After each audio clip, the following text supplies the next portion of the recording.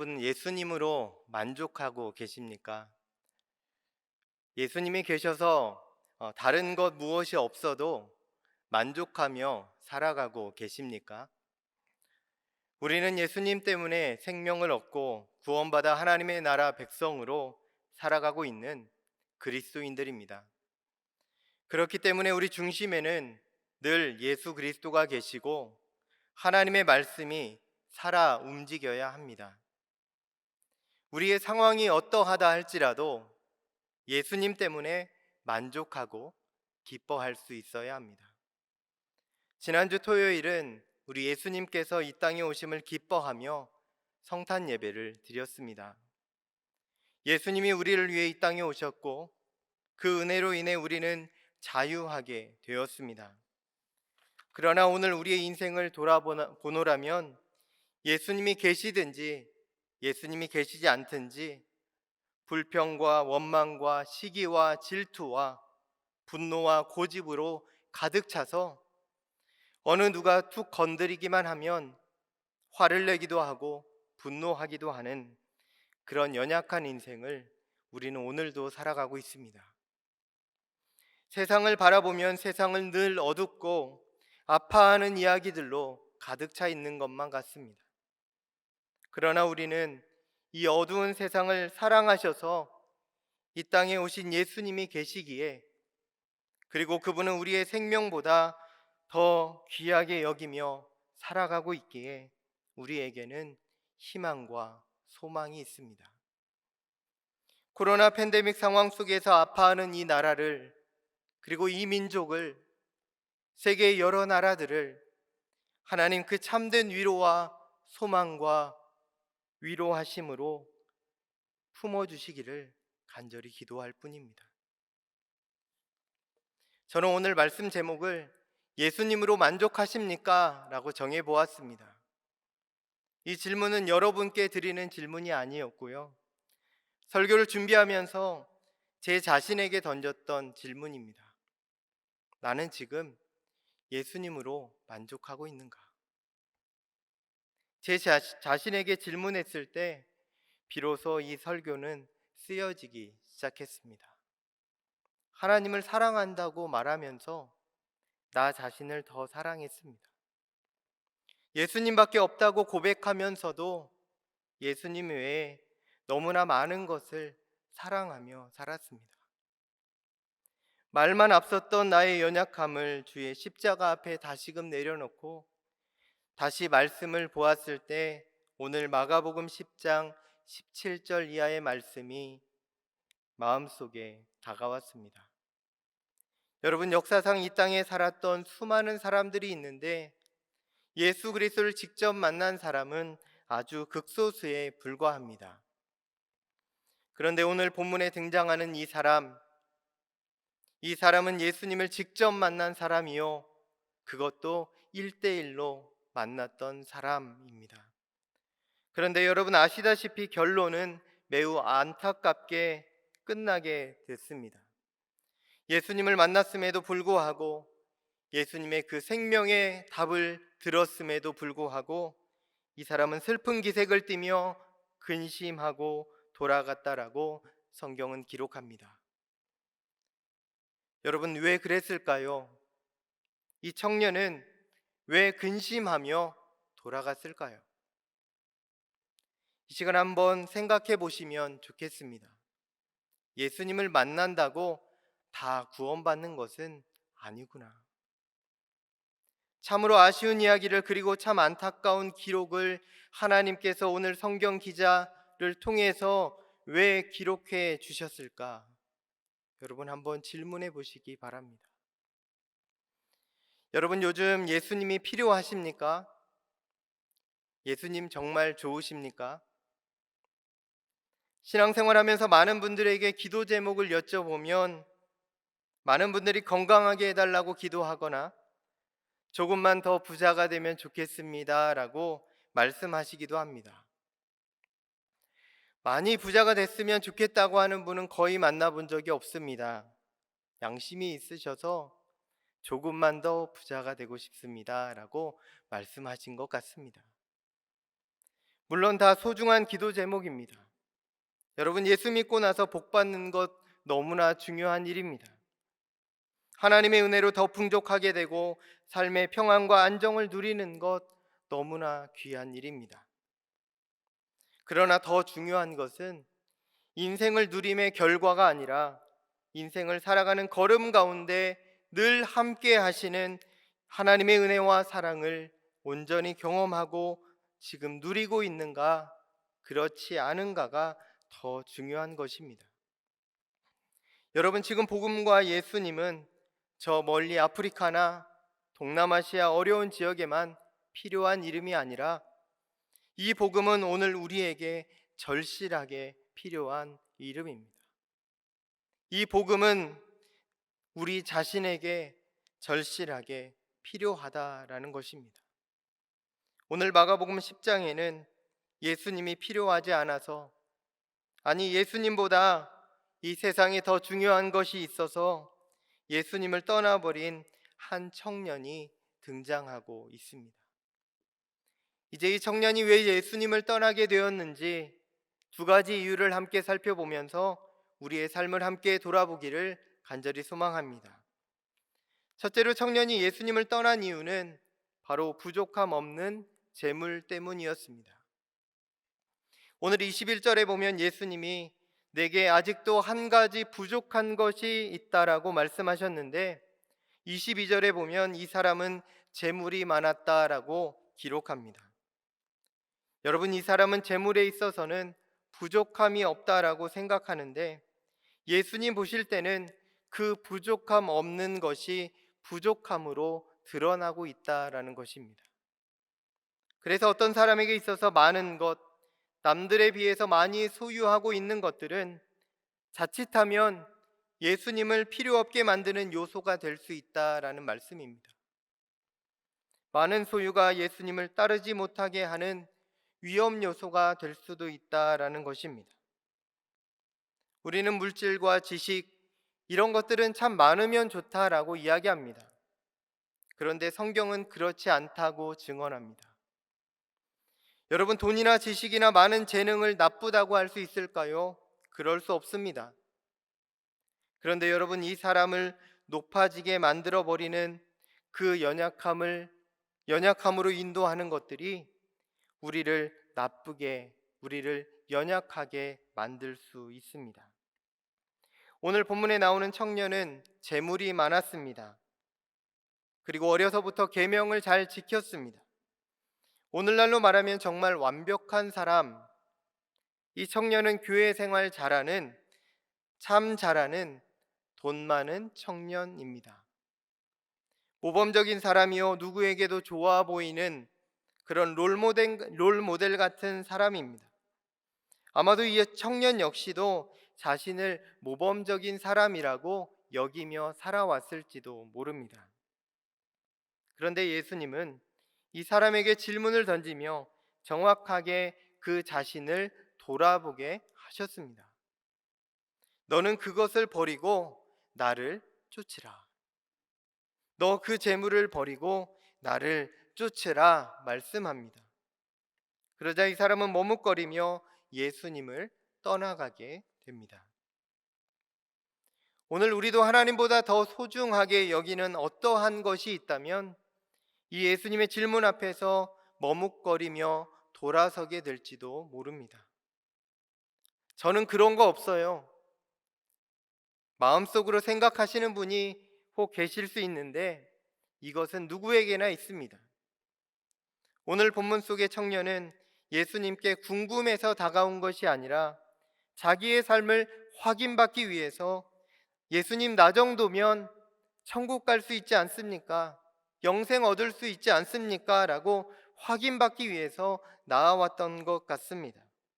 즉, 공로의식을 가지고 예수님 앞에 칭찬받으려고 나왔던 사람인 듯 합니다. 주님, 내가 몇십 년 동안 충성하지 않았습니까? 주님, 몇십 년 동안 제가 교회에서 봉사하지 않았습니까?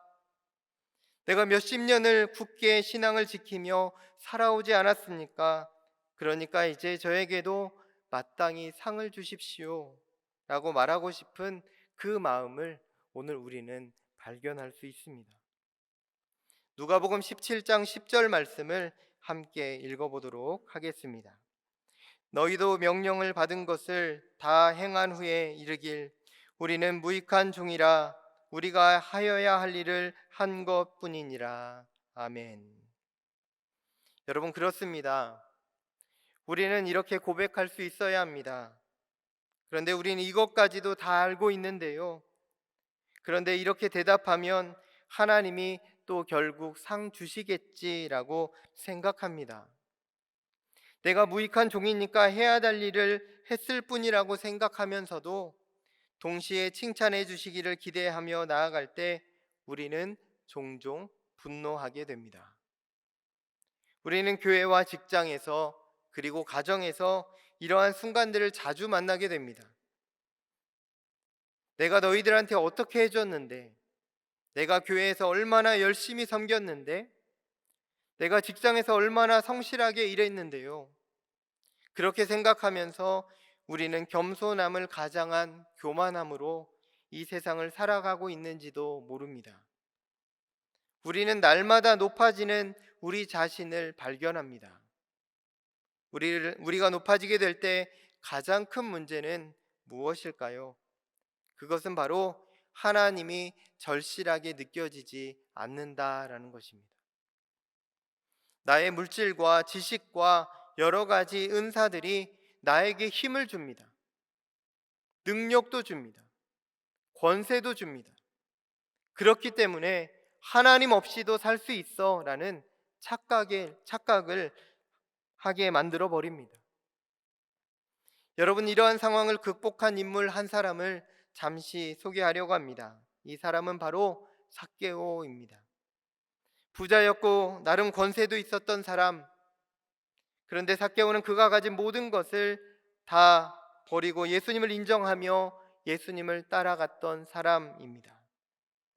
여러분, 하나님이 버리라 말씀하실 때, 하나님이 좀 내려놓으라 부탁하실 때 머뭇거리게 되는 이유가 무엇입니까? 이 시간 그 머뭇거리게 하는 그 마음을 주님 앞에 내려놓을 수 있는 믿음의 결단이 오늘 우리에게 있게 되기를 소망합니다. 둘째로, 청년이 예수님을 떠난 이유는 바로 죄 때문이었습니다. 죄는요, 우리에게 쾌락을 가져다 줍니다. 놀랍게도 죄가 많은 사람이면 예수님께 당장 달려 나와서 자신의 죄를 씻어달라고 말해야 할 것 같은데 실상은 그렇지 않습니다. 그 이유가 무엇일까요? 그것은 죄가 그에게 지금 쾌락을 안겨주고 있기 때문입니다. 김영복 목사님께서 쓰신 사김의 기도라는 책에 이런 글이 실려져 있습니다. 인간은 누구나 하나님을 만나게 되면 자신의 삶에 문제가 있다는 것과 그동안 해오던 악습을 청산해야 함을 알고 있다. 그러나 본성적으로 인간은 그동안 해오던 죄의 습관들을 포기하고 싶지 않기 때문에 하나님을 피한다. 여러분, 왜 죄의 자리에서 떠나지 못하는 것일까요? 죄의 자리는 우리가 바로 하나님 노릇할 수 있는 아주 매력적인 자리이기 때문입니다. 죄 가운데 행한 그 짜릿한 경험을 포기할 수 없기 때문인 것입니다. 하나님, 저는 정말 죄가 많은 사람입니다. 죄가 너무 많아서 하나님의 사랑을 받을 자격조차 없는 사람입니다. 제가 하나님께 나아가는 것은 하나님께 폐를 끼치는 일일 뿐입니다 라고 우리가 고백하기도 하지만, 이 고백을 자세히 한번 들여다보면 하나님의 은혜에 대한 고집스러운 거절의 모습이 담겨져 있음을 보게 됩니다. 결국은요, 내가 옳다라는 것입니다. 하나님이 용서했다고 하시지만 그것을 내가 받아들일 수 없다라는 것입니다. 그것이 죄책감이요. 죄책감은 외부와의 단절을 통해 자신을 스스로 넘어지게 만들어 버립니다. 하나님과의 관계도 단절하고 외부와의 관계도 단절해 버립니다. 그때 하나님은 더 이상 필요하지 않게 되는 것입니다. 여러분, 마가복음 10장 35절에서 37절 말씀을 다 함께 한 목소리로 읽어보겠습니다. 시작. 세베대의 아들 야고보와 요한이 주께 나와 여짜오되 무엇이든지 우리가 구하는 바를 우리에게 하여 주시기를 원하옵나이다. 이르시되 너희에게 무엇을 하여 주기를 원하느냐? 여짜오되 주의 영광 중에서 우리를 하나는 주의 우편에 하나는 좌편에 앉게 하여 주옵소서. 아멘. 여러분, 예수님의 제자들이 누구입니까? 예수님이 부르실 때 그물을 버려두고 부모를 버려두고 자기의 직업과 생계와 가정까지 다 내려놓고 예수님을 따랐던 사람들입니다. 그런데 중간에 이 제자들도 변질되어 버렸습니다. 자기들이 다 버렸던 세상적인 것을 이제 신앙의 이름으로, 신앙적인 방법으로 다시 긁어 모으고 있습니다.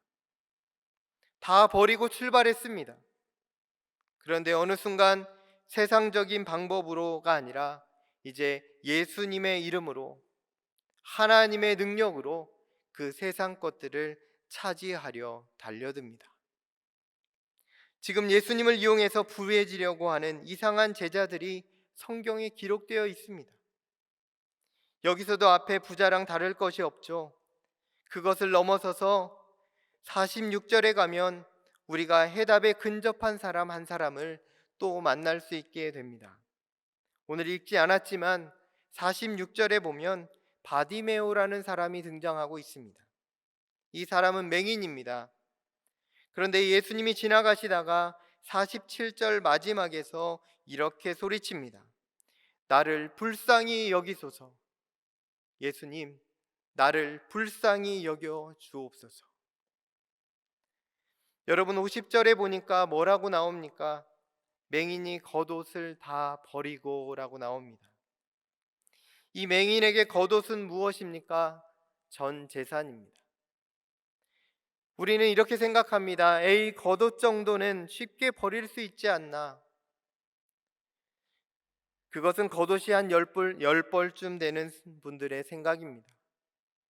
여러분, 한 벌밖에 없는 겉옷을, 추운 날씨에 생명을 지켜줄 한 벌밖에 없는 겉옷을 과연 쉽게 내어 버릴 수 있겠습니까? 이 맹인은 그 겉옷을 버리고 예수님을 쫓습니다. 제자들처럼 자기 욕구를 다 채운 다음 떠나버리려고 하는 것이 아니라 다 나은 후에 예수님을 따랐다라고 성경은 기록합니다. 바디메오가 눈을 치유받고 그냥 돌아갔더라면 이 사람은 아무 기록도 남지 않았을지도 모르지만 성경은 말씀합니다. 그가 예수를 따르니라. 바디메오는 자신이 갖고 있던 생명과도 같은 그 겉옷이 자신을 구원할 수 없음을 깨달았던 사람입니다. 그는 사람들이 무시하고 손가락질 하더라도 더 이상 갈 곳이 없었던 그런 연약한 한 사람이었습니다. 그는 인생 가운데 가장 낮은 곳에 있었던 사람이고 아무것도 할 수 없는 그런 자리에 있었던 사람입니다. 그러나 그는 예수님께 부르짖습니다. 예수님, 나를 불쌍히 여겨 주옵소서. 그리고는 예수님을 따르는 제자가 되었습니다. 오늘 우리도 연약함 가운데 예수님께 도와달라 부르짖기를 원합니다. 여러분, 우리의 심정이 가난할 때 비로소 주님께 나아갈 수 있음을 믿음 안에서 고백하기를 원합니다. 지금 우리는 너무 높아져 있지 않습니까? 너무나 높아져 있습니다. 하나님을 간절하게 그리고 절실하게 찾았던 적이 여러분 언제입니까? 세상의 기준이 중요하지 않다라고 말하면서 세상이 너무 중요하고 물질과 성공이 그렇게 중요하지 않다고 고백하면서도 물질과 성공이 우리의 인생에 너무 중요합니다. 더 나아가 예수님을 이용해서 하나님의 은혜를 힘입어서 이 세상에서 더 잘 살고 싶은, 더 누리고 싶은 것이 오늘 우리의 마음인지도 모릅니다. 그러나 이제 우리는 기억해야 합니다. 우리가 살아가는 이 세상 하나님이 통치하시며 하나님이 다스리심을 기억해야 합니다. 세상이 너무 강해 보여서, 물질과 권세가 너무나 커 보여서 하나님이 보이지 않을까 염려하게 되지만, 우리는 지금도 하나님 나라 백성으로 살아가고 있음을 꼭 기억해야 합니다. 이제 우리가 붙들고 있는 그것을 주의 십자가 앞에 다시 내려놓기를 원합니다. 그리고 이 시간 들려주시는 세밀한 주님의 음성을 마음 깊이 담고 세상 가운데로 나아가기를 소원합니다. 주님, 바디메오처럼 주의 은혜를 사모하는 우리가 여기 있습니다. 이제 다시 주님 따라 순종하며 살기를 원합니다. 주님 말씀 외면하며 돌아서는 안타까운 인생이 아니라 예수님으로 만족하며 거룩한 하나님 나라 백성으로 살아가는 저와 여러분이 되기를 간절히 소망합니다. 하나님 아버지, 이 시간 하나님의 말씀을 듣게 하시니 감사드립니다.